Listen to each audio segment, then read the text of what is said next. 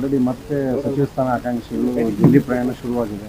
ಇದರಲ್ಲೇ ಕಾಲ ಕಳೀತಾರ ಇದ್ದಾರೆ ನೋಡಿ. ಆಡಳಿತ ವ್ಯವಸ್ಥೆ ಎಂದು ಇದು ಉಪಚುನಾವಣೆ ಪ್ರಾರಂಭ ಆಯಿತು, ಮುಖ್ಯಮಂತ್ರಿ ಆದಿಯಾಗಿ ಯಾರಿಗೂ ಸರ್ಕಾರದ ಜನರ ಕೆಲಸ ಮಾಡೋದು ಒಂದು ರೀತಿ ಬಾಗಲಕೋಟೆಯಲ್ಲಿ ಶಿವಕುಮಾರ್ ಸೋಲಿಸ್ಬೇಕಾಗ್ತಾರೆ, ದಾವಣಗೆರೆಯಲ್ಲಿ ಸಿದ್ದರಾಮಯ್ಯನವ್ರು ಸೋಲಿಸ್ಬೇಕಾಗ್ತಾರೆ.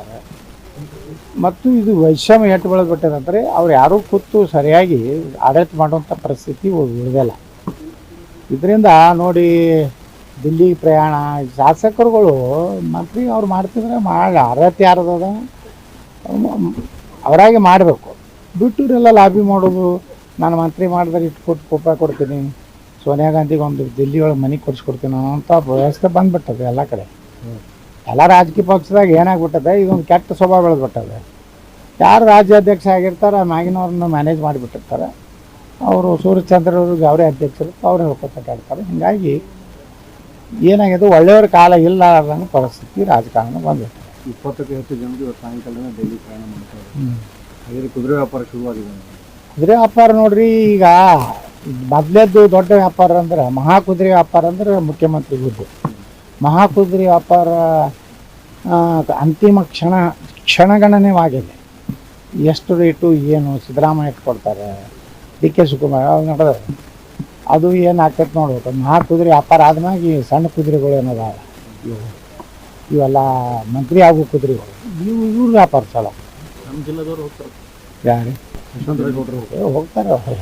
ಕೆಲವು ಮಂದಿ ಜಗಳ ತೆಗಿತಾರೆ, ಅಳ್ತಾರ, ಕಣ್ಣೀರು ಹಾಕ್ತಾರೆ, ನನ್ನ ನಿಷ್ಠಾವಂತ ಯಾರಾದಾರ ಹೇಳ್ತಾರೆ. ಜಗಳ ಹಾಕತ್ತಾರೆ, ಏನು ಮಾಡೋದು. ಆಲ್ರೆಡಿ ಮತ್ತೆ ಸಚಿವ ಸ್ಥಾನ ಆಕಾಂಕ್ಷಿಗಳು ದಿಲ್ಲಿ ಪ್ರಯಾಣ ಶುರುವಾಗಿದೆ.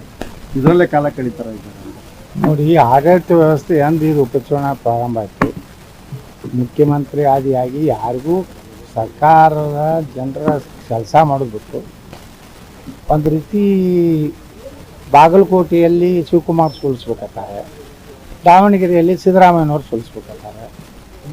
ಮತ್ತು ಇದು ವೈಷಮ್ಯ ಎಟ್ಟು ಬೆಳೆದ್ಬಿಟ್ಟಿದಂದರೆ ಅವ್ರು ಯಾರೂ ಕೂತು ಸರಿಯಾಗಿ ಆಡಳಿತ ಮಾಡುವಂಥ ಪರಿಸ್ಥಿತಿ ಉಳಿದಿಲ್ಲ. ಇದರಿಂದ ನೋಡಿ, ದಿಲ್ಲಿ ಪ್ರಯಾಣ ಶಾಸಕರುಗಳು ಮಂತ್ರಿ ಅವ್ರು ಮಾಡ್ತಿದ್ರೆ ಅರ್ಹತೆ ಯಾರದ ಅವರಾಗೆ ಮಾಡಬೇಕು.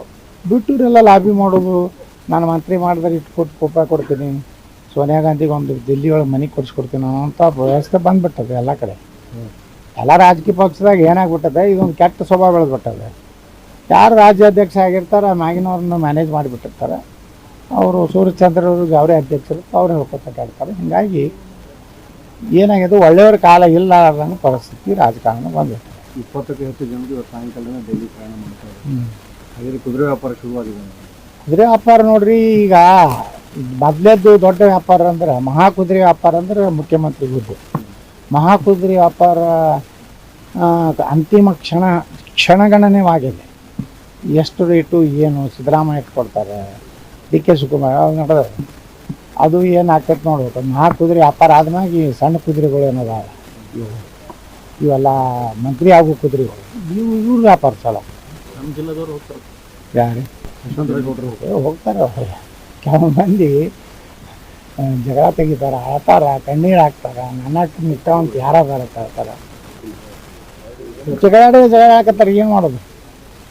ನಿರ್ಭೀತ, ನಿಷ್ಪಕ್ಷಪಾತ, ವಿಶ್ವಾಸಾರ್ಹ ಸುದ್ದಿಗಳಿಗೆ ಮತ್ತೊಂದು ಹೆಸರಾಗಿರುವ News18 ಕನ್ನಡ ಈಗ ಆಪ್ನಲ್ಲೂ ಲಭ್ಯವಿದೆ. ದಯವಿಟ್ಟು ಇಲ್ಲಿರುವ QR ಕೋಡ್ ಅನ್ನು ಸ್ಕ್ಯಾನ್ ಮಾಡಿಕೊಂಡು ಆಪ್ ಡೌನ್ಲೋಡ್ ಮಾಡೋದಕ್ಕೆ ಮರಿಬೇಡಿ. ನಿಮ್ಮ ಬೆಂಬಲ ಹೀಗೆ ಸದಾ ನಮ್ಮೊಂದಿಗಿರಲಿ. ಧನ್ಯವಾದ.